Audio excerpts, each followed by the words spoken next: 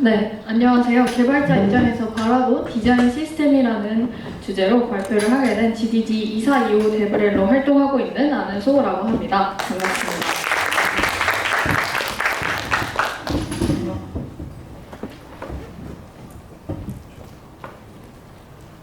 네, 발표 주제를 정하면서 사실 고민을 굉장히 많이 했는데요. 아무래도 오픈쇼 세미나다 보니까 들으시는 분들이 굉장히 다양하더라고요. 이제 개발을 막 시작하시는 1학년 학생분들도 계시고, 지금 GDG 멤버분들도 계시고, 그리고 선배님들까지 계시기 때문에 어떤 이야기를 해야지 다들 조금이라도 재미있고 의미 있게 들으실 수 있을까 많이 고민을 했었습니다.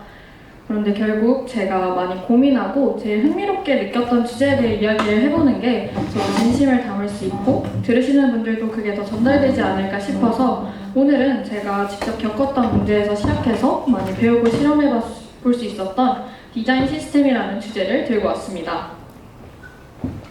오늘 발표에서 여러분이 딱 한 가지만 기억하신다면 이 문장이었으면 좋겠는데요. 디자인 시스템은 일관된 UI UX를 위해서 디자인 규칙과 컴포넌트를 체계적으로 정리한 기준이다 라는 이 한 문장을 중심으로 오늘 왜 이 디자인 시스템이라는 게 중요한지 또 어떻게 활용할 수 있는지를 차근차근 이야기해 보도록 하겠습니다. 이야기는 총 4개의 파트로 이어져 있고요. 왜 디자인 시스템이 필요했는지부터 시작해서 디자인 시스템이란 무엇인지, 그리고 소규모 프로젝트에서 제가 어떻게 적용했는지, 그리고 앞으로 어떻게 바라봐야 할지 이렇게 이야기를 진행하도록 하겠습니다. 먼저 UI 개발을 하면서 제가 느꼈던 문제점입니다. 제가 참여했던 프로젝트는 대부분 디자이너가 없이 개발자들끼리만 협업을 하는 구조였습니다. 초반에는 사실 큰 문제가 없어 보였어요. 버튼을 만들고 리스트를 만들고 제가 원하는 페이지들을 그것들을 조립하여서 만드는 식으로 만들었기 때문에 그때그때 제가 필요한 것들을 바로 만들면 됐었습니다. 그리고 제가 만든 것들이 곧 그대로 규칙이 되기도 했었고요. 그런데 이제 페이지 수가 커지고 프로젝트의 볼륨이 커지면서 문제들이 보이기 시작했습니다. 우선 페이지마다 개발자가 다르기 때문에 여백이 달라졌습니다. 어떤 페이지에서는 12픽셀로 맞췄고 또 어떤 페이지에서는 24픽셀로 맞춰졌습니다. 또 앞에 보이는 것처럼 컴포넌트마다 어떤 건 마진이 있었고 어떤 건 패딩이 들어가 있어서 컴포넌트의 모양이 달라졌고 버튼의 스타일 같은 경우에도 페이지마다 달라지게 되고 폰트의 크기도 일관되지 않는 문제들이 있었습니다. 이게 단지 예쁜가 안 예쁜가의 문제가 아니라 컴포넌트를 재사용하기도 어려워졌고 전체적으로 UI가 통일감 없이 조잡해 보이기 시작했습니다. 우리는 하나의 서비스라는 프로덕트를 만들어야 하는데 이렇게 각각 다른 UI를 만듦으로써 하나의 서비스 같이 보이지 않는 것들이 문제가 됐었습니다. 이런 문제가 저처럼 작은 팀에서도 일어났다면 디자이너와 개발자가 많은 대규모 팀에서는 어떨까요? 실제로 토스의 디자인 시스템 발표에서도 비슷한 이야기가 나옵니다. 대규모 팀에서는 디자이너들끼리도 동기화가 어렵다 보니 각자 다르게 디자인을 하게 되고 그 시안을 받은 개발자들은 각자 다른 방식으로 컴포넌트를 개발하게 됩니다. 예를 들어서 앞에 보이시는 것처럼 버튼 하나만 봐도 버튼이라는 같은 의도의 UI를 만드는데 보더 라운드, 텍스트 크기, 패딩, 그림자, 컬러 이런 스타일 속성에 따라서 각기 다른 모양을 갖게 되고 그게 그대로 코드에 반영이 되면서 무수하게 많은 베리어블의 컴포넌트들이 생겨나게 되는 거죠. 그럼 결과는 어떻게 될까요? 디자인의 일관성이 무너지게 되고 코드는 중복적으로 발생하면서 파편화는 심해지게 됩니다. 결국 유지보수가 어려운 UI 코드베이스가 만들어지게 되는 거죠. 그렇다면 이런 문제를 어떻게 해결할 수 있을까요? 다행히도 이미 이 문제를 해결할 수 있는 해법들이 세상에 존재합니다. 바로 오늘 이야기할 주제인 디자인 시스템인데요. 앞서 말씀드렸던 것처럼 디자인 시스템은 한 문장으로 정의하면 일관된 UI UX를 위해서 디자인 규칙과 컴포넌트를 체계적으로 정비한 기준입니다. 다시 말해서 디자인과 개발을 연결해주는 하나의 기준점이 되는 거죠. 이미 개발용으로 많이 알려진 싱글 소스 오브 트루스라는 SSOT를 지키기 위해서 만들어진 하나의 디자인 시스템이기도 합니다. 팀 전체가 함께 참고하고 유지하는 공통의 기준이 되는 거죠. 그러면 이런 디자인 시스템의 구성 요소로는 어떤 것이 있냐 하면 크게 3가지로 나눌 수 있습니다. 디자인 토큰과 컴포넌트, 그리고 패턴 이렇게 3가지인데요. 각각을 알아보도록 하겠습니다. 디자인 토큰과 같은 경우에는 파운데이션이라고도 많이 알려져 있는데요. 색상, 글자, 간격, 그림자와 같이 반복되어 사용되는 이 디자인 속성들을 변수처럼 코드화한 값을 의미합니다. 앞에 보이시는 사진은 이제 컬러 토큰으로서 그레이 200, 그레이 100, 그레이 300과 같은 값으로 나타낼 수 있고요. 그 다른 예시로 타이포그래피 토큰이라던가 사이즈 토큰, 여백 토큰, 트랜지션 토큰, 아이콘 토큰과 같은 다른 디자인 토큰들도 존재합니다. 다음으로 보이시는 사진은 라인의 디자인 시스템의 일부인데요. 왼쪽에 보이시는 것은 컬러 토큰을 의미하고 오른쪽은 아이콘 토큰의 일부입니다. 네, 한 가지 예시로 KRDS라는 디자인 시스템에서는 이 디자인 토큰을 세 가지 레벨로 나누어서 관리를 하는데요. 우선 제일 하단에 있는 것이 우리가 16진수로 잘 알려져 있는 색상 값을 밸류로 의미합니다. 여기서 프리미티브 토큰은 퍼플 500이라는 값과 같이 색상이나 타이포그래피, 간격과 같은 가장 기본이 되는 스타일 속성들을 의미하고요. 시메틱 토큰은 컬러 액션과 같이 특정 맥락이나 역할에 따라서 의미를 부여하는 속성들을 의미합니다. 여기서 컬러 액션이라는 것은 액션을 할 때 사용하는 색상이라는 것을 의미하게 되고요. 다음으로 컴포넌트 토큰과 같은 경우에는 버튼이나 입력창과 같은 이제 개별 컴포넌트에서 적용되는 구체적인 스타일 속성들을 의미하게 됩니다. 이렇게 구조화된 토큰 덕분에 디자인 변경이 필요할 때 토큰의 값만 수정하면 전체 시스템에 일관되게 반영을 할 수가 있고 이는 접근성 기준도 쉽게 준수할 수 있게 됩니다. 네, 컴포넌트는 다음으로 버튼이나 입력창, 카드와 같은 실제 화면을 구성하는 재사용 가능한 UI 부품들을 의미합니다. 앞서 정의했던 토큰을 가지고 컴포넌트의 생김새나 동작을 정의하게 되는데요.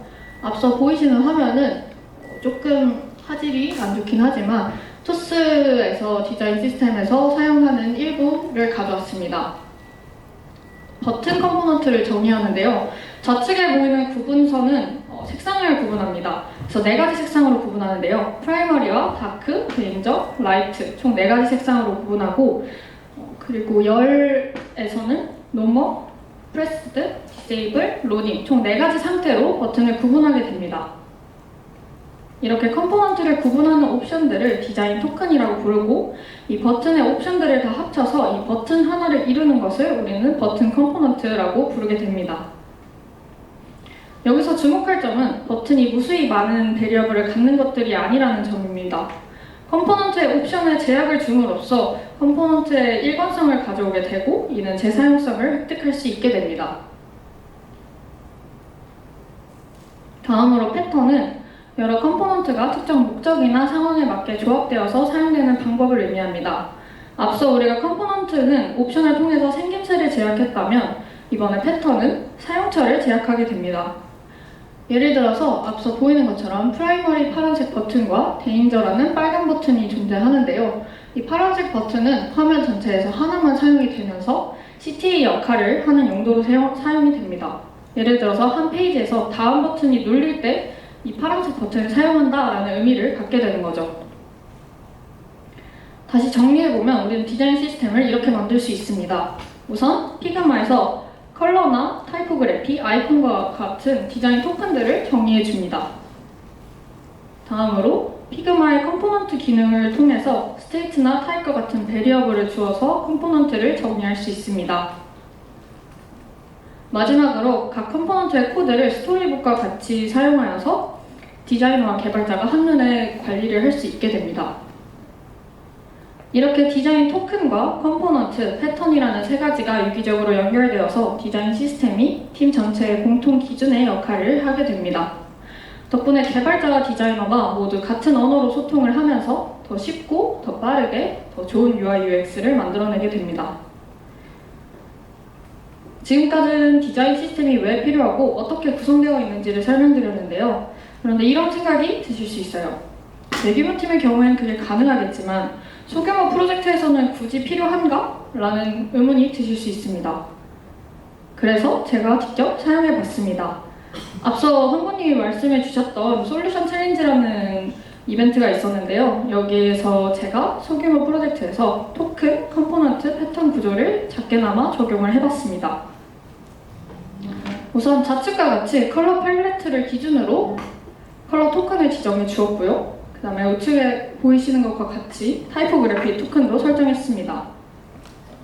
그리고 다음으로 프로덕트 내에서 사용되는 아이콘을 아이콘 토큰으로 정리했고 그리드와 같은 값도 따로 토큰화해서 사용했습니다.